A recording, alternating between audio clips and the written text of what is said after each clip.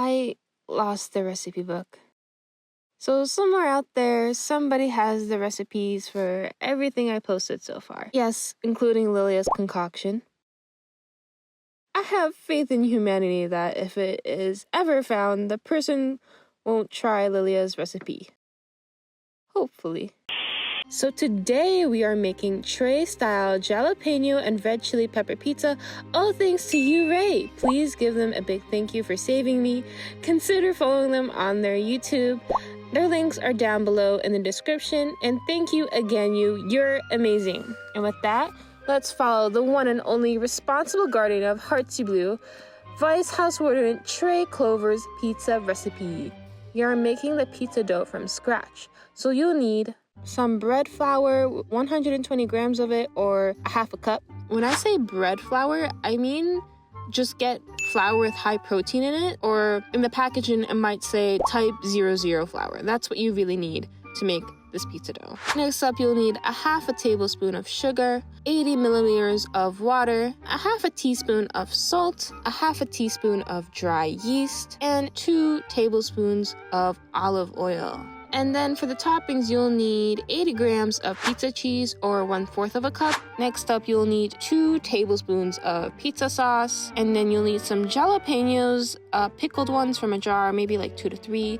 Dried red chili peppers soaked in water, about 2 or 3. Black olives, seedless from a jar, 5 to 6. About 2 to 3 green chili peppers, 12 to 15 cherry tomatoes. And last but not least, 1/4 of a red onion. Obviously, adjust the recipe to your liking. If you can't handle spice, then don't add any of the chili peppers. If you can handle a little bit, I recommend just omitting the green chili pepper or using 1 instead of the 2 or 3 that the recipe states. Also, keep in mind that chili peppers around the world have different Scoville levels. So if you want to be as accurate as possible, you need to get the Japanese chili peppers, aka shishito peppers. None of my grocers nearby had any shishito peppers, so I had a lovely time picking between either the Korean chili pepper, which goes for about 10k Scovilles, or the Thai chili pepper, which goes for about 50,000 to 100,000 Scoville levels.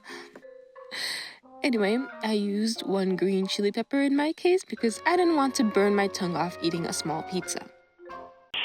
Okay, first things first, in a bowl, combine the bread flour, sugar, water, and salt with dry yeast, then add olive oil when it has all come together. Knead until it forms into a unified dough.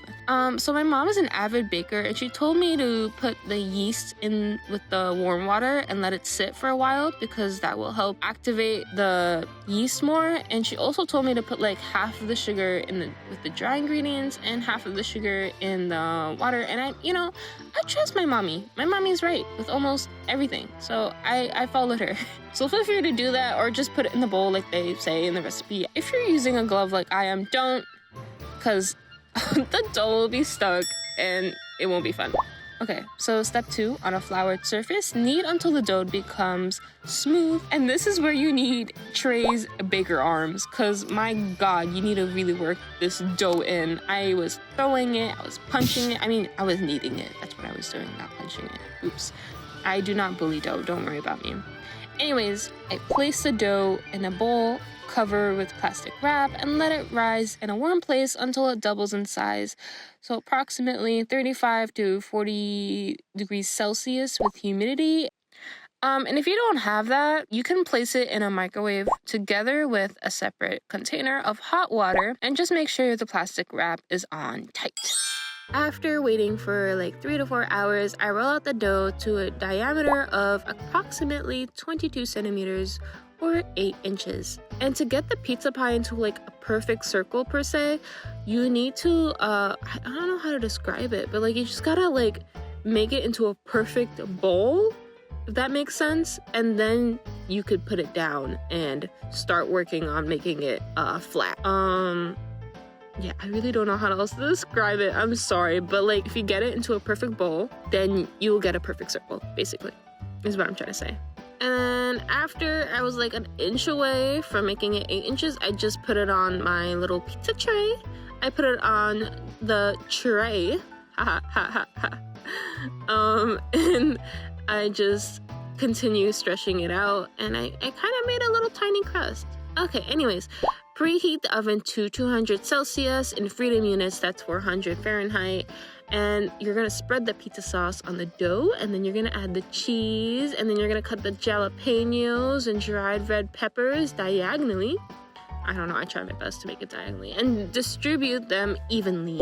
Bake it in the preheated oven for 13 to 15 minutes at 200 Celsius or 400 Fahrenheit degrees. They left a note in the recipe, and they said that the game suggests 250 Celsius for 10 minutes, but he might be using a brick oven instead.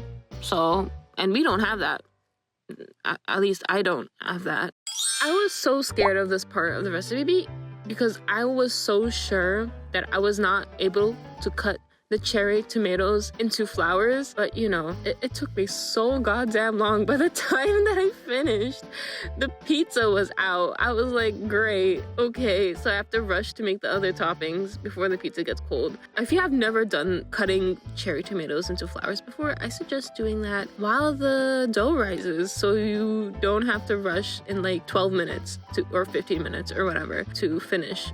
So yeah, but by the way, for the cherry tomatoes, I just made a zigzag. That's all I did. I could not film it on the camera because I had to take my gloves off, and it was that serious, bro. I had to take my gloves off, pull up a chair, get a tiny knife, and start working at it. Once the pizza is baked, arrange a few cherry tomatoes in the center of the pizza and top it with the prepared vegetables according to the aesthetic preference.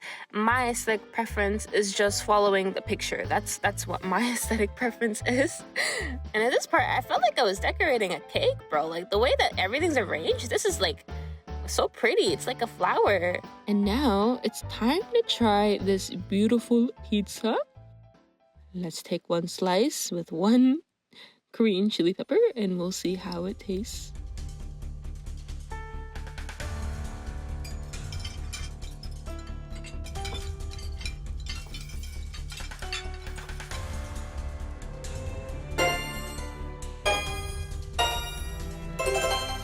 Overall, I loved it. The crust was thin and crispy. Not only was it so pleasing to look at, but the flavors balanced so well. Honestly, the baker and Trey shined through the pizza because he decorated it like a cake. After eating this pizza, I am so sorry to Vil. In the game, he's the one who ate the pizza. I will never make fun of him not being able to handle spice. Like, he can handle spice. Don't worry, y'all. He can handle spice. The melted cheese was tasty, and I think because of the cheese, I didn't get to taste too much of the red dried chili peppers, honestly, but that's okay.